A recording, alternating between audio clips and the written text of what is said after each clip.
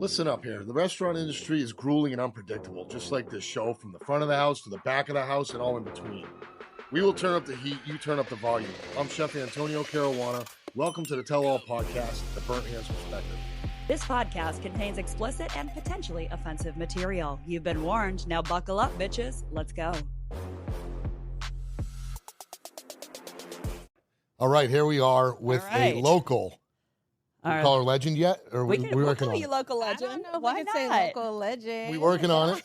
Can you? Cheers. Look, Yeah, she's the I one know. who brought me out of the, she's the one who wanted to have a drink today, which is wonderful. I know. All right, Cheers. well, air cheers. There we go. Matches your shirt here. You're good. All right, so got should we eggnog. start it out while you're taking a sip? And go ahead and say, hey, Storm Chasers.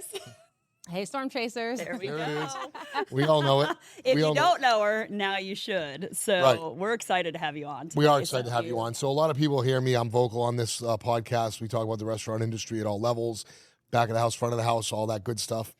And we're opinionated, and we have our thoughts, like anybody should. So when it comes to influencers, that's a roller coaster ride for me and for us. Yeah. And I was talking to Stormy about it at the beginning here. We were talking about why it kind of was hard for me at the beginning to accept. You know, because at the beginning of this, we didn't have influencers. It wasn't there. It's almost like I was bitter because it wasn't fair. How do you get to do this and that? And we didn't. That quickly without, That the quickly. word. Yeah, there's a lot of different sides to it. And because we like to cover everything in the industry, and you cover really most of the new places that open, you get to see things before they happen. So it has become very influential on where people dine based on what you share with them. Yeah. It's been an incredible journey. So seeing you start, how long ago did you start when you started what the account is now, I guess? I would say 4 to 5 years ago. I want to Okay. say TikTok 5 years ago and then Instagram 4 years ago. Okay. And then I want to say that I started kind of taking it serious a bit and being consistent maybe like 3 years ago. Wow. So when you got into it, were you working on social media branding, or did you really just get into the food right away because you found it exciting? How did you get into the food and the critiquing like that? So actually, when I started on TikTok, it was just fun during COVID. I was actually doing like funny skits and like just dumb stuff. And then I actually was wine reviewing. So I would go to wow. like Total Wine, grab a bottle of wine, and basically rate how many glasses it took to get me pretty lit. Like, What? Oh my God, I have not seen this. That is a great concept. This is amazing. You And just I- lit up this whole room. I'm happy now. Everybody's Yes, a lot of people don't know that, but yeah, I would just go grab a wine, and then I do like, here's me after one drink, and then 3 drinks. I would Oh say, my Are this you God. is serious? good. This That is is awesome. Yeah. You are a legend. We have a legend here now. It's done. yeah. So you had a show. Your reviews were on how you were Yeah, reviewing your. wine. Like how's the how it wine? affected Like, you. and I would say like, okay, so this is like 15%, but it don't taste like that strong, which is good. So you can drink this with all kinds of things, and after about 3 glasses, you're feeling right, you know. So every bottle was good at the end, basically. Yeah, basically towards the end they were good, you know, the higher the percentage. So that was fun. And then when I started getting into food vlogging, it was actually by accident. I honestly just went out with some friends to brunch, and I just posted my day like, oh yeah, I'm in Norfolk and this and that. And it just went viral, and people were like, oh my gosh, like someone's in this area doing this. Because at the time, there was a lot of people in like LA, New York doing stuff like that. So they were like, someone's doing it. Can you post more places? Well, you say there was a lot. In comparison to then, there was a lot. But in comparison to now, there was very little, right? Compared to what's going on now with this, every time you Oh, turn on yeah. Instagram, social media, somebody's saying something Everybody's, about yeah, somebody. yeah. But and it's not fair to say that either, because everyone has to get their start somewhere. Yeah. Right? So it's kind of like, you got to be careful what you say and what you do. Yeah, for sure. You know what I mean? For me, anyway, it has to be, because I'm a chef and I provide the service, and people come in here. And now I'm getting to the point where a year ago, when we started this journey, I even have different thoughts. And that's through talking directly to Yeah. influencers who have a passion for it, and you have a skill set, and you also have a palate, and you know what's good, and you look at a venue, you can tell what's good. So it took me meeting people like you and a couple other people like you to open up my eyes, because I do try and keep an open mind, you know. So it's only as closed Always until I learning. open it up. So I'm always learning. So I really learned to accept now what's going on. As before, I was kind of closed-minded to it, where I was almost in a defense mode from it, right? Well, now talking to you and seeing what's going on, it's almost essential. You know, if I'm putting out great food, or if anyone out there is putting out great food or great drinks or a great venue, and you're going to take your time to go see it, that's the new food critic. Mm-hmm. That's the new That's the new critiquing. Like the evolution of media, because I mean, like you said, old school food critics had paper and pen, and they came in and they dined and they took notes, and now. And we've talked about it when we did talk about influencers in the very beginning of the show, but I was talking about digital Darwinism, where it's digital world is evolving faster than we really can keep up with. So everybody has to evolve at a pace that no one is used to. So it's kind of like the wild, wild west. Like, okay, who can get it out there faster and who can do it? So it's different now. And the hardest part about it is there's so much changing around food culture, except for the process and the food itself. How to make it, How we have to make it, how we have to cook it, and how it gets put on the table is still the same as it started. So with all this new stuff happening and all this new people coming out and everyone coming out because of it, sometimes it gets hard because we can't put the food out fast enough for these people who want. So if you put out a really good review, which you do, people come in and they swarm in. And it's hard because now we're trying to live up to what it is you said. We want to make sure your word stays straight, and we also, of course, want to make sure our word stays straight. So the people just need to understand a little bit the process of trying to keep up with cooking the food is still the same. So we can only make so many pans of food at so many times. There's only so many burners, right? So it's an amazing thing. So when people come in and do a good review, it feels good. Yeah. The thing I haven't noticed is nobody does a bad review. You think somebody would go viral if they actually went out there? Well, they do. They just tend to go to Yelp and Google and do their best review for their 1 star, which we've done on the show before. So what do you feel about that? If you have a review that you wanted to go do and it's not high, I know you have to be careful what you say because you don't want to ruin somebody. Right? Are you worried about your reputation as well if you say something wrong, or is it more about the person you're reviewing? You just kind of want to leave them to be. How does that work? I guess I want to leave them to be. And also, I mean, no one wants to be the bad guy, right? And I think, like, that is a part of me. Like, it's all about what I can tolerate and how I can sleep at night. And I personally don't have no interest in going to somebody's business, trying it out. If it's gross or disgusting, our service wasn't whatever, I have no business on smearing that business to say, oh, this was bad, this sucks. Like, I don't have to post it. It's something that you don't have to do. Right. And I think that, there are content creators that do that, and that's, fine. But for me, it's just not something I'm interested in. Do you think there's a lot of creators out there who don't like something but are just saying they do to like it and giving a false report too? Yeah, for sure. I believe that. Because they want content no matter what, and they don't want to waste their time? Or I mean, there's a lot of levels to it, right? So, yes, there could be content creators that are just lying, whether they were paid for the review and the promotion or whatever the case may be. Or there's times where, as a content creator, that is their true experience, right? Like, if I'm a content creator and I'm invited to a business, odds are, yes, the business probably did put their best and their all into it. So as a content creator, that is my true experience. My food was good. My service was good. Everything worked out. But it's unfortunate for the people that aren't content creators, and then they end up going to the spots and the places under deliver. And so that's a problem that I had very early on. That's a good point. That's a good way to put it. That's a good way to put it. So I didn't think about that side of it, is that you will get called to come in, they will put on the show, and now your word's on the line because someone's going to go tomorrow and they're not going to live up to it. So I had to start to vet the businesses. Like, I had to start, as I grow more and I understand the power of my word and what I say, each business I post actually is a representation of me, and to my followers. So I had to start being careful with the businesses I go to, I can't just go to every business. And so I had to start, any business that reaches out to me, I vet them. I go look at their socials. I go read their reviews. I go see, how are you already treating people as a business without me? That's important, because odds are, if you're already having good reviews and a good standing with your already clientele, that means when I do promote you, if everything works out, then you're probably going to keep that same consistency. Even though it might get busy, like you said, and you might get a little crazy, odds are you're going to keep that integrity. And reviews are really hard to go on because I know the level we do. I know the level we provide. I know some nights can get busy, and I know some nights are perfect. So, but what I don't know is the capacity or capability of who wrote that review on Yelp, the individual, in understanding what it is that we provide in the first place. Or are they even used to this type of setting? Do they realize that, yes, it's going to take you an hour to eat here? I don't know why you're complaining, because that is what we do. We sell that. So if people don't understand where it is they are or what they are eating, that becomes difficult on the individual reviews on the Yelps. And I do feel like Yelp, with the elite Yelpers who have 1,000 reviews and stuff, 900 of them are negative. So are they out looking for a negative review? I'm not sure. But you, on the other hand, you're out looking for the other stuff. So how did this build? Now, you said you did it for 5 years? Yes. 5 years. And the last 3 is when it really kind of took off. So was that an algorithm thing for you, do you feel, or was it just constantly going after? I think a little bit of the algorithm, but also I think how intentional I was with it. So again, like for 2 years, I was kind of just posting here and there, just kind of doing it as more so like a hobby in a sense of just like, okay, I'm just going to post when I post and it's fun. It's something to do. And then once I was doing it for a couple years, then at that 3rd year mark, I was like, you know what, let me like start to just like, I see something's here. I see my followings growing. I see the people are actually wanting what I'm putting out. So let me just go ahead and just try to kick it up a notch, right? So then I started posting more, and then from there it just was growing.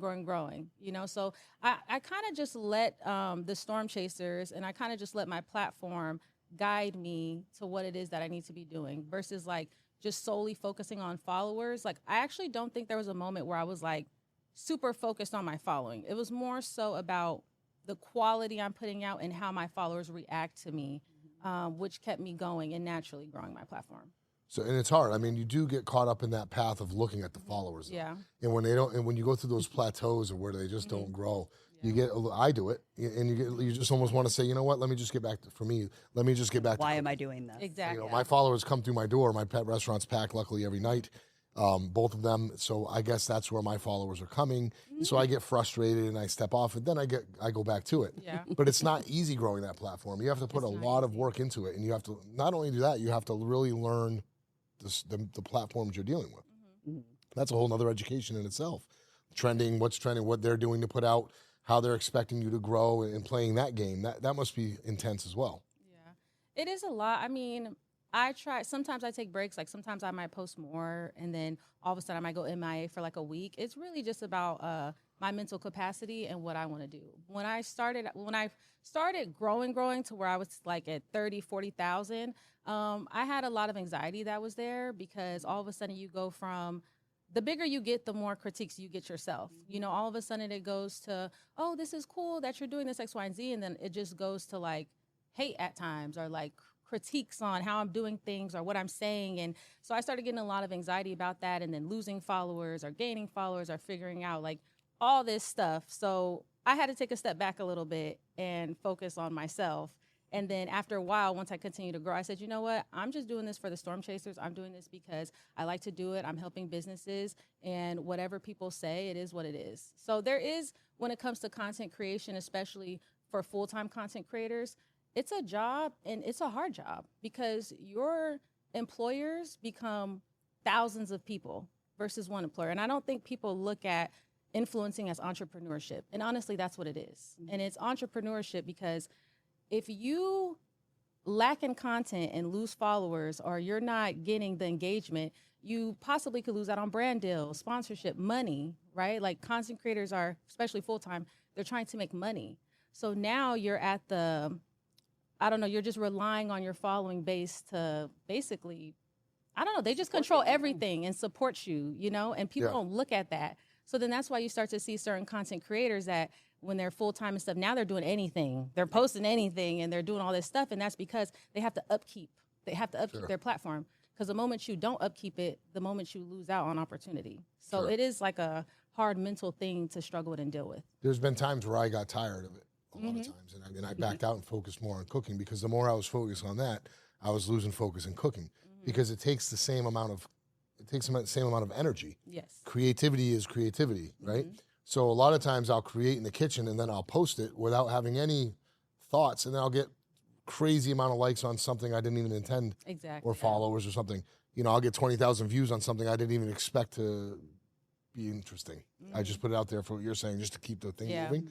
And all of a sudden that's what it is. So I try and change. I try and do that again, and I'll get 500 views on it. It's just crazy to me. So sometimes it takes a lot of patience. It does. It's part of the game, and to put full force into what you're doing is why you get into where you're going. But also, you're learning, and I can tell as I've watched you and grow as a chef anyway. I know you said you like to talk to me because I'm a chef, so you get to see my point of it.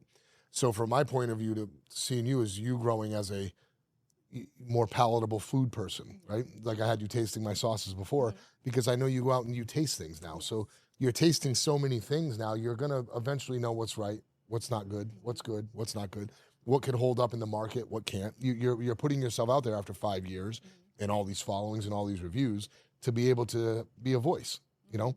And though you may not be a chef, I'm not trying to cook that sauce for chefs. I'm trying to cook it for people who want to eat it. Yes. So you don't have to be a chef to know how to eat. Yes. Yeah. And if you want to eat, that's my point. I'm a chef for you. You like to eat, I'm going to cook for you. So you like to eat, you like to test, you like to taste. That's why I asked you to do it. So I'm getting that confidence, or I have that confidence in you to ask you what you feel about my sauces, you know? Whereas other people I wouldn't really ask because I'm not sure they have what it is I'm looking for right now.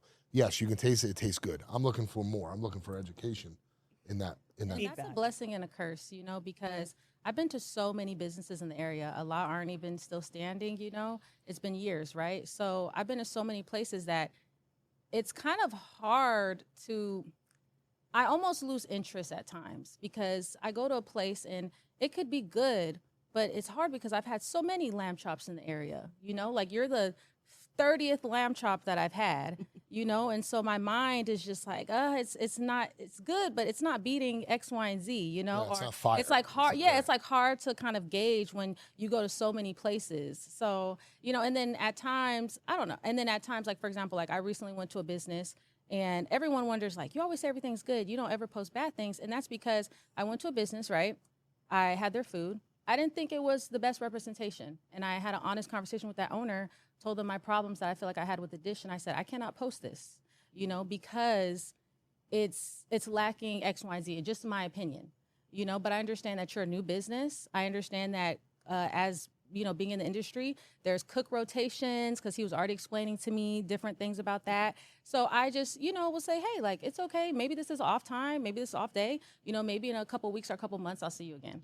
You know, I don't have to go out and post that review to try to smear them. Instead, let's have a productive conversation. And because I've gone to so many places, I can tell you things that I've seen and witnessed, and maybe it helps. So, you know. What's your when you get this hate, you're talking about the hate kind of, what is the biggest critique on the hate end of it? What are most people complaining about when they're sending you this hate stuff? Is it more personal, like looks? The places I post are trash. The food is nasty. I don't know food. My palate. I disagree. Whatever. I've never seen you post stuff that wasn't that didn't look good, and I've never seen you post something that was like you're just trying to get by. Yeah. Like, you know what I mean? I think that everything you post is right along the same lines. I will say I have seen you sound a lot more enthused about some than others, but it doesn't mean the ones you're not as enthused about are bad. Yeah. You know what I'm saying? You know, I love that you bring that up. And actually, I appreciate you for being so observing of that, you know, and these are things that I hope that is coming across in my platform, right? That I am consistent. Any place I post, I believe in the place. The food looks good. I think it's something worth posting. But when it comes to the enthusiasm, over the last months, and I would say last year or two, I've had to kind of be careful with how enthused I sound in something. Because if I was to sit here, right, I know my platform and my followers. If I was to sit here and say everything is fire, oh my gosh, you guys got to go here, this and that, it's a whole different level than before when I was at like 10K, 15K followers. So if I was to hype up every place and be so enthusiastic and extreme, then people are just going to like go crazy, right? And it's a good place. And they'll start to doubt you in time. Yeah, like if I say everything is just crazy and I'm so amazing. excited, oh my gosh. So I do, for example, I think this place is a good place to go to. Like, you guys should check it out. The food was good. And then there's some places where I'm like, yo, this is incredible, you know? And I think that holds more weight than trying to say every place is incredible. Because then when I do have that, then people are like, okay, I gotta go. And you're not a chef saying that. You're a common person, a common eater, a diner saying it. So that gives hope to people because they don't feel intimidated by the chef palate, you know? Because it's easy, if I'm a chef and I go to any of my friends, say, where do you go to eat? I don't really tell them because, first of all, I don't really have specific places. But I don't like to tell them anyway because you may be surprised on what I like and don't like. Yeah, you taste this different. Like, you guys have that different palate where something I try is going to be way different. And everything that I'm going out and eating and enjoying may not be as elaborate and as friggin' mystique as you think it is. I'll tell you where a good burger is, too. I want to eat breakfast for lunch. I mean, I'll go to get a crappy sandwich, and I want to eat an oyster po' boy. So, you know, I like If I want to go get a Five Guys sandwich, I will. I mean, everything that I say is good doesn't mean it's good because I'm a chef. Yeah. If you ask me where the best steak is around, I'll tell you where I think a good steak is. But that's a good steak. Now, are you talking about the presentation, the swirling, the plating, the micros, all that stuff? What type of food are you talking? If you're asking me where to go get a good steak, I'm just going to tell you where to go get a good steak. And you might go there and be like, well, is he supposed to be some big chef and he sends us here? Yeah, because I want a good steak. And to me, this is a good steak. Exactly. You didn't ask me where the most elaborate steak was or where can I go get the most expensive, refined piece of meat. You didn't ask me that. You asked me, where's the best place a chef goes for steak?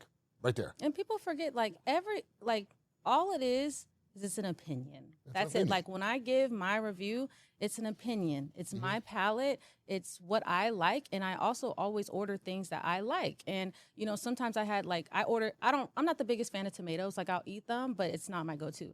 I don't like mayo, so I don't like a lot of mayo sauces. This is just my palate and something that I've always been. So I have people, when I order stuff my way, people will be like, well, why'd you even order it if you're going to alter it and you're going to change it? And I say, because I'm ordering it to my liking on how I like it and order it to your liking and how you like it. And I ordered it and it was good. It was very good to me, So I think that, again, it's just my opinion. And my goal is just to show people places in the area. And my goal is to uplift the 757. Sure. That's it. And off of my going here, I thought the service was good. I think it looks nice, has a nice aesthetic. I'm all about the vibe of the place as well, because people look to my page for date nights, birthday celebrations, anniversaries. They go to my page for more than just good food. They go there because they know I'm posting them places that you get to see everything and get a good feel of it. Yeah. Well, and I think we want to talk about, because Amina is kind of driven more towards restaurants. So because you have to deal with this now on a much more upscale basis, because you monetized this influencership, you turned it into a business. For anyone who is a restaurant owner or has an establishment, what do you look for in collaborations, and how should they approach influencers in the right way? Because I think a lot of them are still confused of what to ask for, what to expect, what to pay. Like, I think there's a lot of confusion because there is no set standard. Right. So how do you approach, like when you're, if someone's going to come to you, what would you give them advice as a restaurant owner that wants to start implementing influencer relationships? I would say if you're somebody who, again, it all depends on the influencer. It depends on their following, how big they are, X, Y, and Z. That stuff all does matter. It always matters. But I would say if you're a business owner reaching out to an influencer, DM or email, you should, always, state your business. State, hey, I'd love for you to come check it out. We offer, X, Y, and Z. I think it would be great, whatever your pitch is. And then depending on the content creator, offer, hey, like I'd love to, it would be complimentary, and ask them if they have any rates. Okay. Do you have any rates for this that you charge or anything like that? Yeah. Again, it's okay to reach out to influencers and say, hey, I'd love to offer you a complimentary meal for your review. But if the influencer responds back to you and is like, hey, well, this is my rate for, how I do promotion or whatever the case may be, obviously that's up to the business if you want to, pay for it or not, But I do think that, again, depending on the content creator, like someone like myself that has 150,000 followers or whatever the case may be, you should be open or to the rates. Yeah. Mm-hmm. So don't expect, and I do think a lot of people, because I manage brands for other people as well. And we always get people who reach out to us and say, hey, we're just going to send you this box so you can promote it for us. Yes. Okay. Well, your box is worth what, $150? Mm-hmm. And I don't think people understand. Maybe you can break it down a little bit better. What really goes into a post? One post, how long does that take you? From, adding in all your time and doing it's hours, right? So editing. You have to, you drive to the restaurant or the business. You're there for hours maybe, depending on the type of content that you do. Then you have to edit the content. So, you're going to these places, you're there for hours, you're spending hours, let's say 5 hours altogether, 5 to 8 hours, depending on what you're doing, total to do this content, to post them. And the business gets something in return, right? The business gets exposure. They get, people coming in the doors. They get business. So you're putting in a lot of hours and effort and work to promote a business. Now, that's not saying, for example, a lot of the businesses on my page I don't charge them. You know, I don't charge every single business that I work with, which I also think is a misconception. People think all influencers just charge everybody all the time, and some may, but that's personally not me, right? However, you know, sorry, I lost my train of thought because I was looking at something outside. Shiny objects. There's a lot going on. Yeah, so I don't charge every single business that I work with, but if I do charge a business, that's my prerogative, right? Because it's my time. Exactly. It's depending on the business, what I want to go to and what I want to do. So I feel like if businesses, you know, want content creators, especially depending on how high they are, then yes, just be, you know, open to the rate, and or maybe let me say expect influencers, especially. Again, I deal. Well, I didn't say it on the podcast, but I deal with social media marketing and stuff, especially in today's world with influencers. There's influencers that have 13,000 followers that are charging, you know, amounts, and that's okay if they decide they want to charge that. But before, when I first started, influencers weren't charging until they got like, you know, very big up there. Yeah, it was like the old industry standard was like $100 per 10,000 followers or whatever. Like there was certain industry standards that started when this all began of like, okay, you have 10,000 people, you could charge $100 for a post. You know, there kind of was, but then it got into, again, micro influencers, macro, like all the things and what your engagement rates are, and do they actually produce an ROI? Yeah. So you could pay somebody $10,000 to come and promote your business, but if there's no return on it. Yeah, and that's crazy. 10,000, yeah, that's crazy. But sorry, that number just.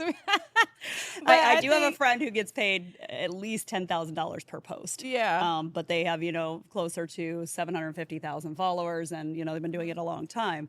But the funny part is sometimes there's no return. I want to say that like, there's no black and white rule to it. So I guess like when I'm trying to answer your question as far as like what businesses should say when they're reaching out, it's kind of like I'm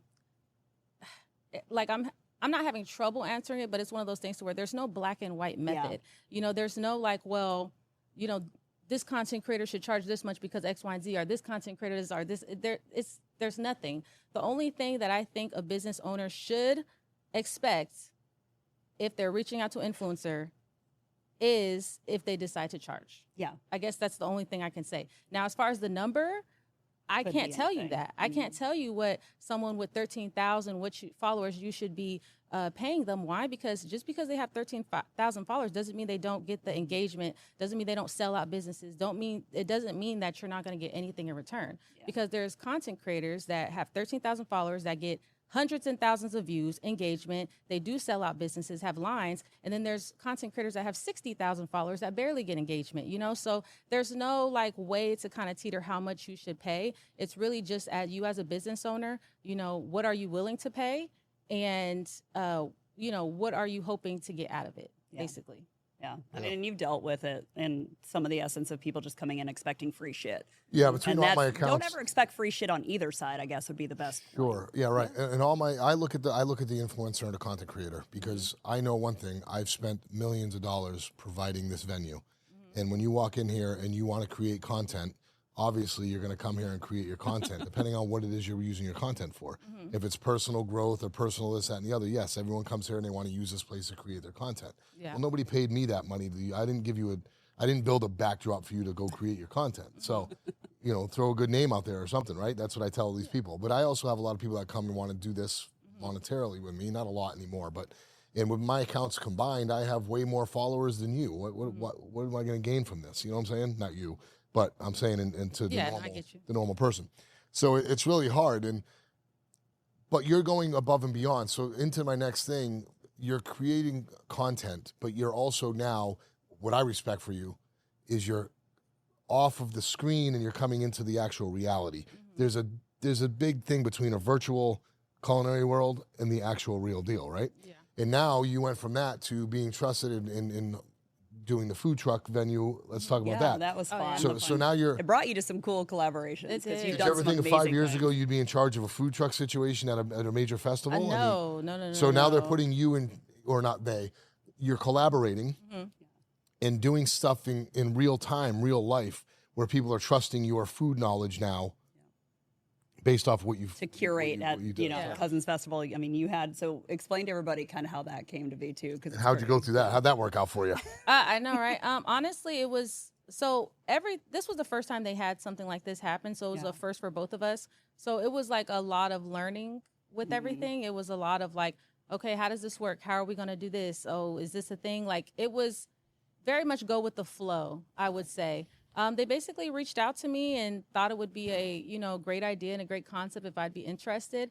At first, I didn't even know I was going to be selecting the food trucks. I thought the whole time maybe I'm going to be just like eating the food trucks there and like doing something like that. So I'm like, okay, yeah, that sounds fun. And then they're like, we want you to select the food trucks. And I said, oh, so I'm going to be Like, in charge of like organize the it. food Okay. that's going to be at the festival. That's a lot of pressure. That's a change. Yeah, I'm like, that's a lot of pressure. So I was like really nervous about the whole thing, like all the way up to that. But it was fun. We ended up kind of doing like a contest type of thing, or we let people submit. And my reason for that I was very adamant on was like, I haven't tried all the food trucks in the area. So I felt like it was really unfair of me to just pick my favorite food trucks, because there's so many great food trucks and great talent in the area. Yeah. So I wanted to find a way that I can be fair across the board and open it up to give everyone an opportunity to, like sign up basically. So we did a whole contest and it was great. And I got to try the businesses that were there. And I selected some, cousins selected some. And overall, it was like a great experience and people enjoyed it. From what I hear, people enjoyed it. You didn't hear too many bad. It was a good. Yeah, I didn't hear too many bad things, but I'm not sure like people would exactly say that to me if they like online. But some of them would. I didn't receive any negative comments. I know the people thought like towards the end the lines were long, which was expected. It's a festival and it's a food truck. It's a packed festival. There's no way out of that. But other than that, I mean, a lot of the food trucks themselves got great feedback. Like people like they love their seafood, they love their burgers, so that was great. That's pretty cool. It was cool to see, actually. I mean, just seeing it happen and food rodeo, it's actually pretty fun. Crazy. I can't believe that. Like you said, like everything that's happened to me so far is always like, what? This is crazy. Well, you got to throw out the pitch at the baseball game. Pitch. She got to throw out the first pitch at the baseball game. I was like, that wow, was super that fun. was crazy. I saw that pop That up. is some fun stuff. So you got a lot going on from this, and yeah. So it's been good to the food business has been good to you. It's been good. It has. I mean, like I said, I enjoy it, and I'm just along for the ride. Yeah. My favorite thing I always say is like, I mean, I'll continue to do it for as long as the Storm Chasers have me, and the 757. I'll continue to keep pushing it. It's not something that I bet everything on. Do I see myself doing this long term? No, but something that I'll continue to do. As long as I continue to enjoy it. That's as long as you matters love to it. me. Well, I'd love to collaborate with you on some sort of project just to have Something fun with fun, it. Because just like I to said, do I it. love working with passionate people. Yeah. And it has nothing to do with me, with followers. I do just fine. Yeah. My people come here physically. They get in their car and drive to me. So, and I'm very, very grateful for that. But it takes a lot of work for my team and for everybody to happen. But when I see someone like you working and bringing passion to it, however you do, I now instantly want to collaborate and do passionate fun And do things more together. fun things. So if we can do that, let's get together and do that. But right now, the fun part of this thing is Well, we've got some other fun, like a few other fun questions that I want to ask you. So there's a couple fun ones that we had kind of come up with. Out of all the things you've done, was there ever like a favorite post or collaboration, and why? A favorite post and collaboration. Maybe meaningful, maybe something, I don't know. It was kind of an open-ended question. I've done so many cool things that it's really hard. Like even recently I went to like a NASCAR race in Richmond, which that was like an amazing experience overall to just do something like that. I don't know. I really don't know my favorite collaboration. Like I just Love all do your so children much. equally. Yeah, They're like all I just do so many cool things that they're all just like crazy. So yeah, I don't know. I got to think about that one. okay. There is the one of what would be something that your audience would be really surprised to learn about you. To learn. I think we did. Well, the first was the how you wine. started out with the Yeah, wine, because that was funny. She rated herself getting drunk for a living. I know, right? That's good. And I don't think Tony knows that. So you were in the military. Oh You yeah. served. What branch were you in? The Navy. Okay. Yeah, so I Yes. served for 8 years. Well, thank Me you for too. your service. Okay. And Yeah. so he was Navy too. AD. Oh, AD? Okay. I was just at a squadron before I left. Yeah, I was a yeoman, so. yeah. cool. So do a lot of your a lot of your audience probably doesn't know that. Do I you think ever a bring lot- that up? Maybe the newer followers don't. Yeah. If anyone's followed me within the last like year, if they didn't see like scroll down to see my Navy post, or I think I have it in my bio actually that I'm a vet. But I think a lot of followers do know that I was in the military. Yeah. Well, and this is such that area, having that support is amazing. Is there any other weird things like weird hobbies or anything that people would be really surprised to hear about? Well, right now I'm currently learning the electric guitar. I don't think that's weird. That's great though. That's My real name is Stormy. I don't know. Like that is your real name. Yeah, so many people ask me all the time. Every time I meet someone, they're always like, "So what is your real name?" I'm like, "My real name's Stormy." So I guess, yeah, I'll let people know my real name is Stormy. There you go, go. Ain't people. nothing fake here. Check her driver's license. That's It's okay. Let's see. So if you could go back to that very first post with the wine, what advice would you give yourself? Not to get too drunk. Not to get too drunk. Let me think. I don't know, because content was just so fun back then, man. Like, creating content in 2020 was like peak content. Like, I feel like everyone was just really being their authentic selves and just doing anything. So at that time in 2020, I remember posting and it was so fun. There was no pressure. Everyone was just doing crazy stuff. Now there's just so much online that if I was to do something like that, I mean, I'm pretty sure I could, but then all of a sudden now you got people commenting like, this is, showing drunk. Why are you promoting people getting drunk? Yeah. Like, I don't know, so now always a critic, social media is kind of, but I would say, yeah, just don't get too drunk on camera and don't make yourself look too crazy, honestly. Right. And we try and do that. We're only halfway through our drink, so we're okay. All right, so you ready for the rapid fire questions? Okay, sure. All right, so we have 10 rapid fire questions that are going to be just fun. So you just quick answers. So Quick as you can think of. Yep. Sweet or savory? Sweet. Your go-to cocktail? Something with crown apple. Okay. Most overrated food trend? Ooh. Most overrated food trend? Stuff that's too much, like too big, like when people just make stuff, just throw Like a Bloody whole bunch Marys of things with together. salads in them and Yeah, stuff. Yep, yeah. yep. Okay. That's Doing good. the most. Doing the most. Yes. All right. Okay, if you could only eat one type of cuisine for the rest of your life, what would it be? Oh, tacos. Okay. Tacos. All right. Yeah, like Okay. Mexican food. Yep, Mexican. Yeah. All right. Pineapple on pizza, yes or no? No. Okay. I like that. I don't like pineapple. Everybody else is shaking their head no. There's no yeses here, are there? Nah, I won't nothing. need it on there No, either? no, Okay, no, good. I We're don't all like in it. agreement. We can No. move on. Favorite comfort food? Tell you. Favorite comfort food. Favorite comfort food. I would say maybe like a roast. Okay. Ooh, yeah. Ooh, like a stew. Yeah, Yeah. that's always Yep, good. yep. That is Love it. always good. That is good. Mashed potatoes, Yeah, and like gravy, a good Yeah. hearty carrots. meal. Okay, Yeah. that is a good comfort food. Most unusual food you've ever had to try? Ooh. Was there like a weird animal or something that you didn't know? I just gave it to you. I'm like, I mean, I would say like I've had like squid, like the actual like slimy squid before. Like I've eaten that, like the little baby squid. I tried that before. did? It was Okay. like texture, not my thing. But I'm pretty sure there's some crazy stuff that I've eaten, but I just can't think of it right now. Okay. Dream collaboration. Dream collaboration. Like a place, a restaurant, or an individual. So one of my favorite foodie content creators is Jack's Dining Room. I love his content. So I would say like just, I mean, he's not like from his page, it's not like a collab type of thing, but I don't know if there's a foodie that I really look at his content. I love his stuff. And then also, of course, like Keith Lee. I think Keith Lee's awesome. If he ever came down here to the 757, I would love to like do a collab with him to show him some like mom and pop places and stuff. So yeah. Okay, those are those good two ones. Those are really creators. good. One ingredient you can't live without. One ingredient I can't live without, seasoning salt. Okay, just to see. All right. That's And mine then- too. Salt. Yeah. Yeah, you gotta Gotta have have salt. salt. All right. Ultimate food, guilty pleasure food. Like the meal that you're just like, yeah, guilty pleasure. Guilty pleasure food. I love like lemon cake.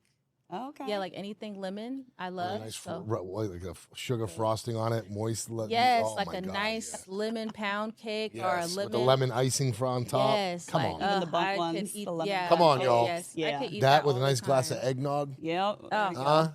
Get you a little limoncello. I love lemon Same. cake. So all things, All things lemon cake, lemon. yeah, cake and ice cream also. Like I love eating ice cream, so Yeah. for sure. All good guilty pleasures. So yeah, I think that was our quick rapid fire. Well, somewhat quick. We tried to do it You did quick. good. You passed. You did good. You passed. Okay, yeah, You look, passed. I know. Check. Hopefully it was Check. You passed with Good tacos. We'll give you that. Yeah, you passed the You tacos. could have got them all wrong with the tacos you You hit. saved Man, yourself. saved It's it. totally tacos. fine. If I never know like what I want to eat, it's in my mind. It's like I can always go That's for what tacos. you go to? I can Mhm. always go for tacos. And actually, I think a good second would be Italian food, like pasta. I can always like Eat Italian. eat Yeah. a good pasta and stuff like that. So My Yeah. go-to one, Yours is- mine is Thai after Italian. Of course, mine's Italian always, but Yeah. Thai. But if my little guilty one, I guess you can call it, is pho. I love eating pho. oh all day yeah, long. that's I can't always stop. good. Yeah. That and ramen for sure. Yeah, I just eat. I drink it until my stomach bloats. I don't care. I love it. Well, I it's eat been burgers, amazing way too having many you here. burgers. So fun. Sorry, Yeah. we've been know. on, but we I'm could so keep on excited. talking. We'd love to have you again. Again, let's work on some sort of collaboration, doing Yeah, something do fun something together. fun now. We Yeah, gotta do something something. fun, yeah. I have a lot of things that happen here. We're We do gonna do some something. things. Maybe you can come in and do it with us. Drink some wines and one of our wine Oh, dinners and stuff. yeah, okay, Yeah. I'll that'd be do fun. wine and lamb, right? Yeah. Okay, that'll be fun. Try my, Definitely fun. try my Yeah. lamb. See what happens there. Yeah. Yeah. But Love to do keep that. on doing what you're doing for the community. Keep on doing what you're doing for Hampton Roads, firstly. And keep on doing what you're doing for the culinary scene and the food scene. It's keeping everything abreast. It's keeping us chefs moving. And believe it or not, it is keeping people on their toes Yeah. and making sure they keep producing things because True. we want to be talked about in the right way, not the bad. Yeah. So keep Yeah. on doing that. We appreciate you. I know. thank And where can you. everybody find you? So go ahead and shout out everything. Yeah. So you can find me on Instagram at _Stormy Blue, and then on TikTok it's Stormy Blue with 2 E's at the end. And yeah, thanks for having me. I was really excited to come, and hey, you're the legend. Seriously, like when I first moved here, everyone always like, Luce, you gotta go Luce, you gotta go Luce. So I appreciate you guys for having me. No, we love you so it. much. That's So great. it's great to have Storm you. Chasers, ciao for now. Ciao, thanks Storm for Chasers. tuning in.